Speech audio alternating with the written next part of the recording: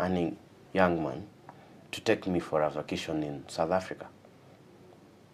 I'm expecting him to take me to Mara twice a month or once in every quarter. Well, it's doable to some, but to some extent, we are hitting so high, whereas we cannot get there. And one thing we need to realize is that these soap operas are just an imaginative world. They are just guys acting, and in the real sense, that's not how it is.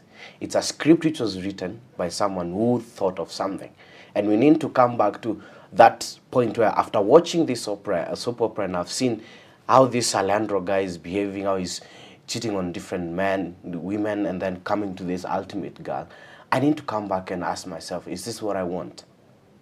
So we always say in counseling, you will get these various options and advices from people, but it's up to you to make the ultimate decision. I'll feed you with all the information that you need, but it's you to look at these options, these 5 or 10 options that you have, and see which is best for you, and then you take that. And that's what we need to empower our young people right now to know. Right. So what kind of support systems are you offering to ensure that the youth are protected from early sexual abuse? One of the major things we are running right now as Naya Kenya, we are doing a lot of media advocacy programs by the use of radios. We have a pool of around 20 young people we are working with from different networks, young people living with disabilities, people living positively who are also young, and other different organizations. So we are basically running a lot of sensitizations because we've realized that young people don't have the right information. They have a lot, they are living on a lot of myths, a lot of misconceptions, and carrying with them so much that is from the past, which at some point is really not right in regard to what we used to see, the issue of polygamy, the issue of wife inheritance, the issue of having multiple sexual partners, and that is exactly what we are trying to do right now. Sensitization on life skills, on HIV and AIDS, STDs, STIs, unplanned pregnancies, and making good choices. Right, you say that you're using radio. Yes. Do the youth listen to radio? Most of them do. Most of them do? Yes.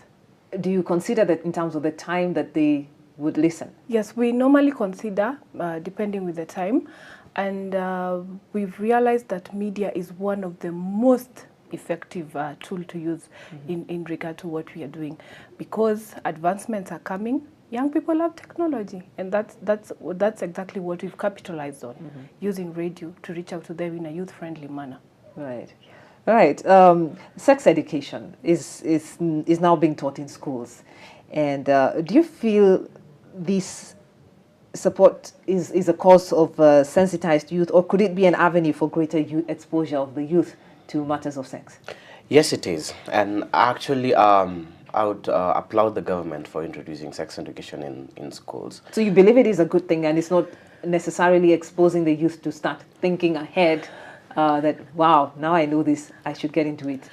I don't believe it's more or less like an avenue to expose them. I believe it's an avenue of empowering them. Because once I get the information of what I need to know, I'll be cautious enough. Because once I give you information, I'll give you both the pros and the cons. So it's up to me to make the decision of what I should go for. Because I believe once these young boys and girls are empowered and they are taught sex education from this very young level, and once they get maybe to the high school level and even the university, whereby they're grown up, and they will have made the right decisions. Because I believe, like us, when we were young people and we were just graduating from primary school to high school, we were just told, don't have sex. Especially once you're just circumcised, you're just told, don't have sex, because the wound will just restart all over again. So you find like... Also, fear is instilled in you. But then you're wondering what to do with this... What to do. Object that you have. Yes, and you're wondering, now that I'm told the wound will just come up again, will I not have sex in life? So you get to this point whereby I'm going out there to experiment. And once I experiment and see, oh, there's nothing that happened, and this thing is good. So I find myself going over and over again. And that's when I come to find either someone gets pregnant, I'm infected with STIs, and all other things that come on board. And the introduction of sex education in primary school and basically in the education sector right now is an avenue for the young person to be empowered at an early age, so that he or she is able to make right decisions. Have you had a chance to look at the curricula for sex education? From where I stand, I haven't been able to look at the curriculum, but I believe from the NIA point of view, they have had to look at, right, just to look at that. Veneranda, what would you say? I reacted first when you said that. Yeah, the reason as to the reason as to why I reacted is because the curriculum to me is not comprehensive. It's when you look at the primary school book, it's I think 2 or 3 pages. And it only purely talks about life skills and some very, very basic things. So personally, I would say I have a problem with that because I feel it's not really addressing everything adequately. More still needs to be done. The government is really trying. We cannot impose so much on them or say that they're not doing much. They've done their bit. So I think our role comes in as NIA. How do we push for them to be able to come up with a comprehensive sexuality program in schools? Right, and in the meantime, of course, you're trying to cover that particular gap by yes, we are doing that. Attending to the school-going children. Yes. Right. Right. What part can families play? Because the responsibility cannot be left to the schools alone. Wow, I like this. The family or the parents play a major role in the growing up of a child. And unfortunately, in our generation, most parents have left this role to the teachers and the church in a way. Because they're too busy. They're too busy. We have this professional woman and this professional mother and a professional daddy, whereby at 5 a.m. I have to wake up, I need to prepare, I need to beat the Nairobi traffic jam so as to get to the office. And in that, oh Lord, I need to wake up my child, prepare her, him or her, drop her at school and then go to work. And in the evening, I leave work, beat the traffic jam, and I get home earliest 7:30, 8, depending on where you live. And by the time you get home, this child is already tired. And the first thing, have you done your homework? There's no time for you as a mother to gel with a baby. And you come to see that most of our kids are learning from their peers and from what they are seeing in the media and from their teachers. And whereas this generation, most of us as parents, we are not allowing our kids to be taught some things. As a teacher, there are some things I will not tell your kid because I'm not sure how you will take it. We've put some barriers. Or what your values are. Yes, basically the values. Yeah. And we are neglecting that role. And I would make this call to the parents. Please take up your role again and train your child. The Bible says, train up a child and in a way, and when they grow up, they'll not live that way. Because the values that we instill to a child when the child is still young, those are the values that he or she will grow up with. And concerning matters of sexuality, what age is the right age to start teaching them? With this generation, I would say at the age of 7, you need to start teaching or talking to your children about sex. Because at the age of 4, 5, the children are able to understand the English and Swahili being spoken in our TVs.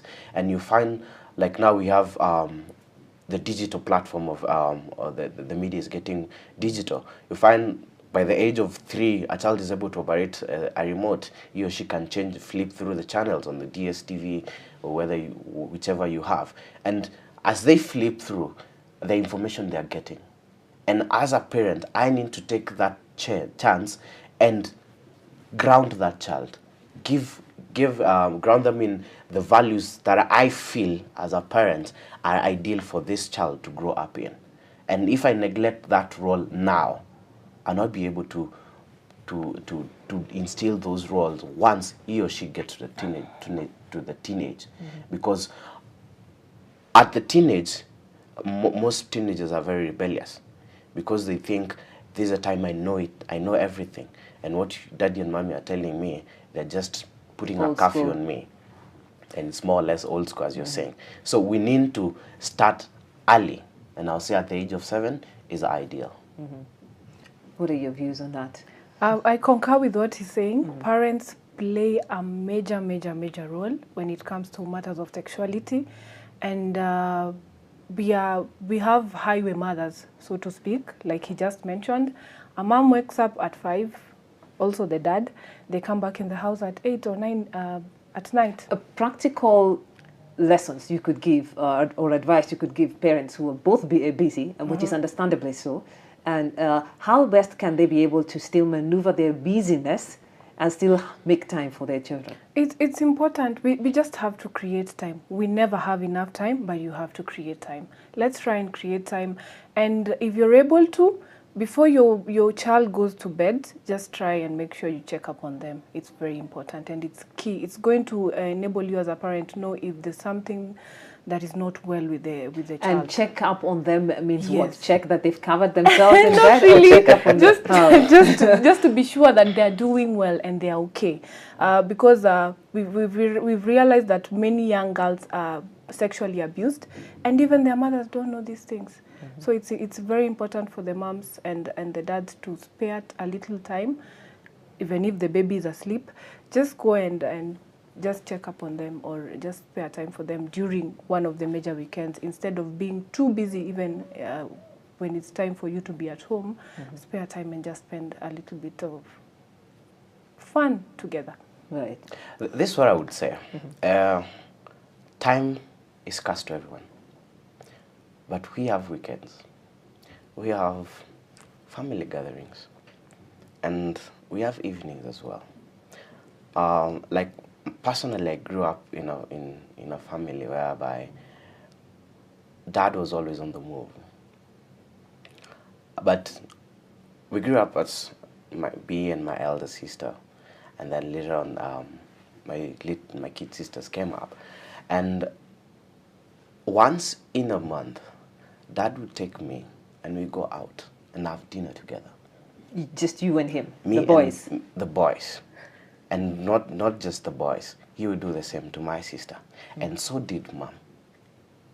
Come, we go out, we sit down and have son, mother talk, son, daddy talk, daughter, mommy, daughter, daddy talk.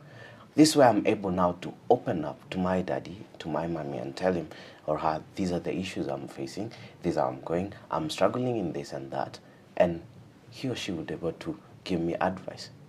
And right now, whereby we don't have time to sit down like as a family to gel and ask the kids how they're going, I would advise like the parents, because right now the maximum number of kids most of us have is 3. You can spare a day in a week, probably Friday, Saturday, Sunday. Take one of your kids, go out, have fun with them, sit down and have a candid talk. This enables you, one, as a child, as a parent, to understand your child, show love to the child, and also get to that time you're able to train this child what you want to see her be, him or her be. And unless we do that, we'll find our children are going haywire, whereas that's not what we want. Thank you. Thank you very much. All right, Dennis and Veneranda, with a beautiful name right there. Yeah, thank you so much for coming and sharing with us on this very sensitive, should I say, topic of religion and sexuality. We hope someone who is watching right now will have benefited from your insight. Thank you. Right.